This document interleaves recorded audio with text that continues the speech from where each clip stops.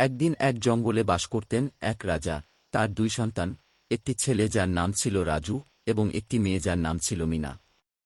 তাদের মা রানী ছিলেন খুবই যত্নশীল এবং সবার প্রিয়। একদিন রাজা সিদ্ধান্ত নিলেন তিনি রাজ্য দেখতে বের হবেন এবং কিছুদিন বাইরে থাকবেন। রাজা চলে যাবার পর রাজু আর মিনা তাদের মায়ের সাথে জঙ্গলে ঘুরতে বের হল। তারা নানা রকম পশু পাখি দেখতে লাগল আর সবকিছুর মধ্যেই আনন্দ খুঁজে পেল। একদিন তারা জঙ্গলের গভীরে চলে গেল। হঠাৎ তাদের সামনে এসে দাঁড়াল একটি বিশাল গরিলা। রাজু আর মিনা তো ভয় পেয়ে গেল, কিন্তু মা খুবই ধৈর্যশীল ছিলেন।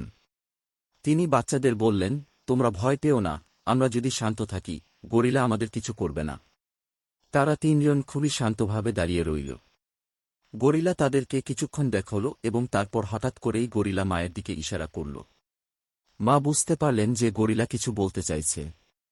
তিনি আস্তে আস্তে গরিলার দিকে এগিয়ে গেলেন এবং দেখলেন গরিলার পায়ে কাঁটা লেগেছে।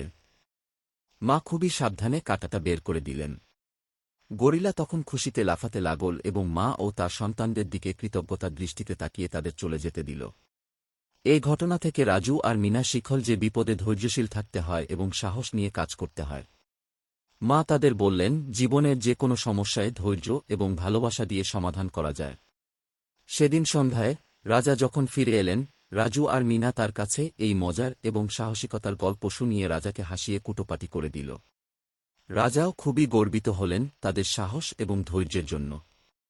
এভাবেই রাজা, রানী, রাজু এবং মিনা একসাথে মিলে সুখে শান্তিতে বসবাস করলেন এবং এই ঘটনা তাদের সবার মনে একটি মজার এবং সাহসিকতার স্মৃতি হয়ে রইল।